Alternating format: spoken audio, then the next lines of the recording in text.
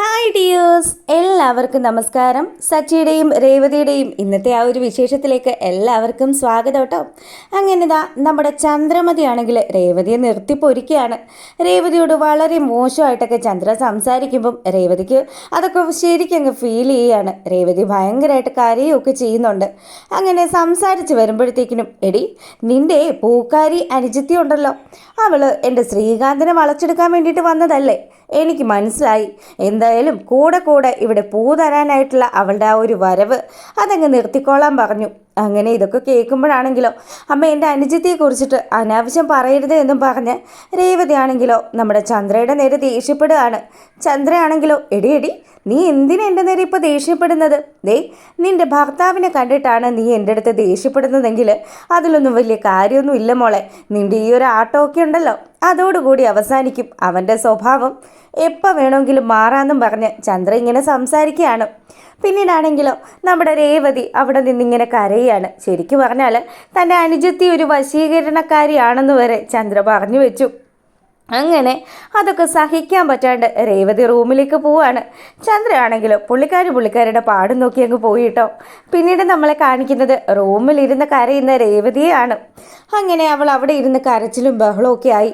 പിന്നീട് എന്തോ ഒരു കാര്യം ഇങ്ങനെ ചിന്തിച്ച് എഴുന്നേറ്റതുപോലെ ആൾ നേരെ അങ്ങ് ഒരു സ്ഥലത്തേക്ക് വെച്ചു പിടിക്കുകയാണ്.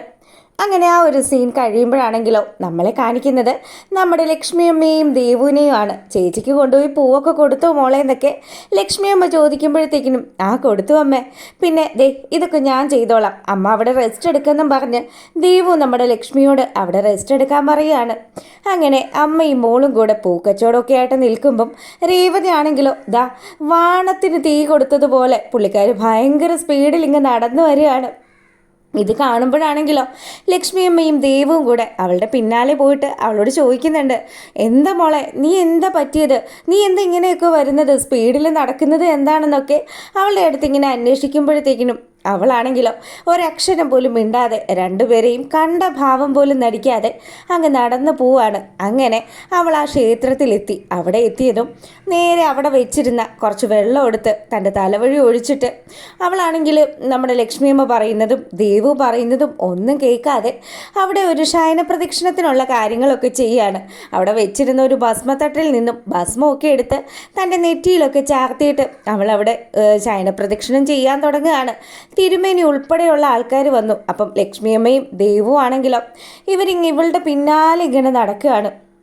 അങ്ങനെ തിരുമേനി വന്നിട്ട് പറഞ്ഞു, എന്താ മോളെ, എന്താ നിനക്ക് പ്രശ്നം, എന്തെങ്കിലും സങ്കടം ഉണ്ടെങ്കിൽ നീ അത് ഞങ്ങളോട് പറയുമെന്ന് പറഞ്ഞു. അപ്പോഴും അവളാണെങ്കിലോ ഒരക്ഷരം പോലും മിണ്ടാതെ താൻ എന്ത് കാര്യമാണോ ചെയ്യാൻ ഉറച്ചു വന്നത് ആ ഒരു കാര്യം ചെയ്തുകൊണ്ടേയിരിക്കുകയാണ്.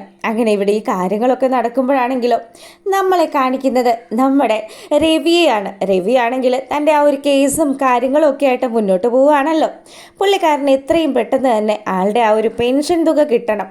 അതിനു വേണ്ടിയിട്ട് ആളാണെങ്കിലോ ആ ഒരു ലേബർ കോർട്ടിൽ ഒരു കേസ് കൊടുത്തിട്ടുണ്ട്. അപ്പം അതിൻ്റെ കാര്യങ്ങളൊക്കെ വക്കീലിനെ കണ്ട് സംസാരിക്കുന്നതിന് വേണ്ടി അശോകൻ ചേട്ടനെയും കൂട്ടിയിട്ട് പോവുകയാണ്. അങ്ങനെ അവിടെ ഇരുന്ന രവിയോടാണെങ്കിലോ ആ ഒരു വക്കീൽ പറഞ്ഞു, അതെ നിങ്ങൾ എന്തായാലും വിഷമിക്കുമൊന്നും വേണ്ട, നിങ്ങൾ കഷ്ടപ്പെട്ട് സമ്പാദിച്ചത് മുഴുവനും നിങ്ങൾക്ക് തന്നെ തിരികെ ലഭിക്കും, അതിന് വേണ്ടിയിട്ടുള്ള കാര്യങ്ങളൊക്കെ ഞാൻ ചെയ്തോളാമെന്ന് പറഞ്ഞു.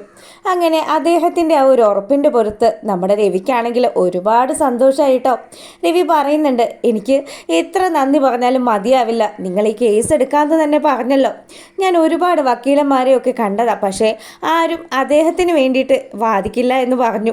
അതുകൊണ്ട് തന്നെ നിങ്ങൾ എൻ്റെ ഒപ്പം നിന്നതിന് എനിക്ക് ഒരുപാട് താങ്ക്സ് ഉണ്ട് എന്നൊക്കെ പറഞ്ഞ് രവി അവിടെ നിന്ന് പോരുകയാണ്. പിന്നീടാണെങ്കിലോ നമ്മുടെ ചന്ദ്രമതി രേവതി എന്തായാലും ഇവിടെ കാണുന്നില്ല. അപ്പോൾ ആ സമയത്താണെങ്കിലോ ശ്രുതിയും അതുപോലെ തന്നെ സുധിയും കൂടെ വീട്ടിലെത്തി. അപ്പോൾ അവർ പറയുന്നുണ്ട്, ആൻറ്റി എനിക്ക് എന്തെങ്കിലും ഒന്ന് കഴിക്കണമെന്നുണ്ട്.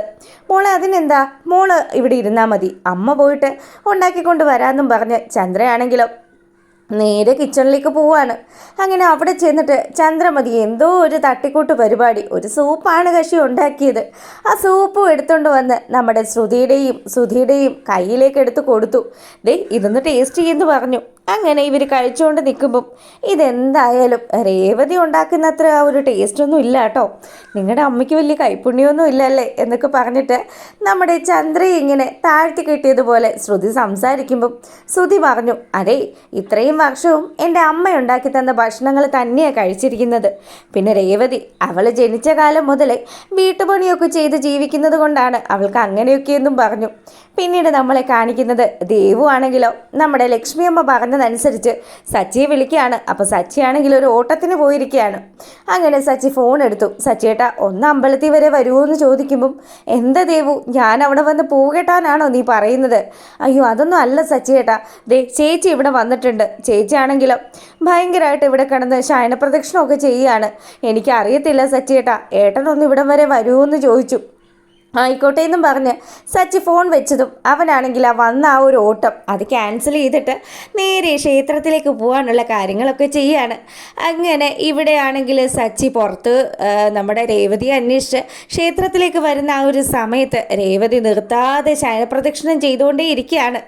അങ്ങനെ സച്ചി വന്നതും ലക്ഷ്മി അമ്മ കരഞ്ഞു വിളിച്ച് സച്ചിയോട് പറഞ്ഞു, മോനെ ഞങ്ങൾ കാശും പണവും ഒന്നും ഇല്ലാത്തവരാണ്, പക്ഷേ എൻ്റെ 2 പെൺമക്കളെയും ഞാൻ വളർത്തിയിരിക്കുന്നത് അച്ചടക്കത്തോട് കൂടി തന്നെയാണ്. മോനെ എന്തെങ്കിലും ഒരു വിഷയം ഉണ്ടെങ്കിൽ നിനക്ക് ഞങ്ങളുടെ അടുത്ത് പറയാമല്ലോ എന്നൊക്കെ പറഞ്ഞ് നമ്മുടെ ലക്ഷ്മിയമ്മ ഇങ്ങനെ സങ്കടപ്പെട്ട് പറയുമ്പോഴത്തേക്കിനും സച്ചിയാണെങ്കിലോ ഇതെന്താ ഇവർ ഈ പറയുന്നതെന്ന് മനസ്സിലാവാതെ അവിടെ അങ്ങനെ നിൽക്കുകയാണ്. ഏട്ടാ ഞാനും അത് തന്നെ ഏട്ടാ പറയുന്നത്. ഏട്ടൻ അന്ന് ഗജാനന്ദനെ തല്ലിയിട്ട് ജയിലിൽ പോവേണ്ടി വന്നിരുന്നെങ്കിൽ ഏട്ടനൊന്ന് ആലോചിച്ച് നോക്ക്, എത്രമാത്രം കഷ്ടമായിരിക്കും. ചേച്ചിയുടെ ജീവിതം എന്തായി തീരും? ചേച്ചിക്ക് ആകെ ആ വീട്ടിലുള്ള ഒരു സപ്പോർട്ടെന്ന് പറഞ്ഞാൽ അച്ഛനും ഏട്ടനും മാത്രമല്ലേ. എന്തിനേട്ടാ എൻ്റെ ചേച്ചിയെ കഷ്ടപ്പെടുത്തുന്നത് എന്നൊക്കെ പറഞ്ഞ് ദീപും സംസാരിക്കാൻ തുടങ്ങി. അപ്പോഴും സച്ചി ചോദിച്ചു, എവിടെ രേവതി എവിടെയെന്ന് ചോദിക്കുമ്പം നാ മോനെ കണ്ടില്ലേ എന്ന് പറഞ്ഞു. അങ്ങനെ ഇതൊക്കെ കണ്ട് സഖി കേട്ടിട്ട് നമ്മുടെ സച്ചിയാണെങ്കിൽ രേവതി നീ ഇതൊന്ന് നിർത്ത്, എന്താ നിനക്ക് പറ്റിയത് എന്നൊക്കെ ചോദിച്ചിട്ട് അവളെ പതുക്കെ പിടിച്ച് എഴുന്നേൽപ്പിക്കുകയാണ്. അങ്ങനെ രേവതി അവിടെ ഒരു തിണ്ണയിൽ കൊണ്ടുവന്ന് അങ്ങ് ഇരുത്തിയപ്പോഴാണെങ്കിലോ സച്ചി കാര്യങ്ങളൊക്കെ ചോദിച്ചിട്ട് ആദ്യം ഒന്നും പറയുന്നില്ല. പിന്നീടാണെങ്കിലോ നമ്മുടെ സച്ചിയുടെ ചുമലിലേക്ക് ചാഞ്ഞു വീണ് അവൾ പൊട്ടിക്കരയാണ്.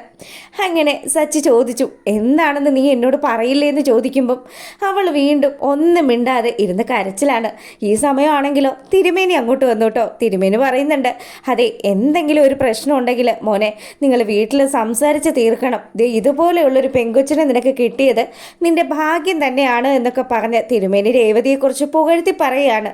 അതിനെനിക്കറിയില്ല രേവതി, ഇവരൊക്കെ വിചാരിച്ച് വെച്ചിരിക്കുന്നത് നീയും ഞാനും തമ്മിൽ എന്തോ ഒരു വിഷയം ഉണ്ടെന്നാ. ഞങ്ങൾ തമ്മിൽ ഒരു പ്രശ്നവും ഇല്ല, ഇതിന് മറ്റൊരാൾ ഉത്തരവാദിയായിരിക്കും എന്നും പറഞ്ഞ് സച്ചിയാണെങ്കിലോ അവളെയും കൂട്ടിയിട്ട് നേരെ വീട്ടിലേക്ക് വരികയാണ്. അപ്പോൾ ഈ സമയത്താണെങ്കിലും സച്ചി രേവതിയും കൂടെ കാറിൽ വന്ന് ഇറങ്ങുന്ന ആ ഒരു കാഴ്ച കണ്ടിട്ട് നമ്മുടെ ചന്ദ്രമതി ആണെങ്കിലോ ഈശ്വര ഇതെന്താണിപ്പോൾ ഇവിടെ, ഇവൻ എല്ലാ കാര്യങ്ങളും അറിഞ്ഞിട്ടുണ്ടോ എന്നുള്ളൊരു സംശയത്തിൻ്റെ പുറത്ത് അങ്ങനെ സച്ചിയെയും രേവതിയെയും രൂക്ഷമായി നോക്കുന്നത് കാണിക്കുകയാണ്.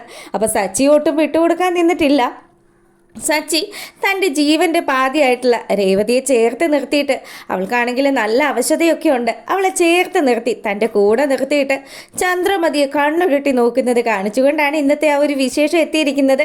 അപ്പോൾ നിങ്ങൾ ആദ്യമായിട്ട് കാണുന്നതാണെങ്കിൽ നിങ്ങൾക്ക് ഇഷ്ടപ്പെട്ട് കഴിഞ്ഞാൽ ലൈക്ക് ചെയ്യാനും കമൻറ്റ് ചെയ്യാനും അതുപോലെ സബ്സ്ക്രൈബ് ചെയ്യാനും ഒന്നും മറക്കരുത് കേട്ടോ. എല്ലാ കൂട്ടുകാർക്കും നല്ലൊരു ദിവസമൊക്കെ ആശംസിച്ചുകൊണ്ട് വീഡിയോ വൈൻഡപ്പ് ചെയ്യാണ്. അപ്പോൾ ഓക്കെ, താങ്ക്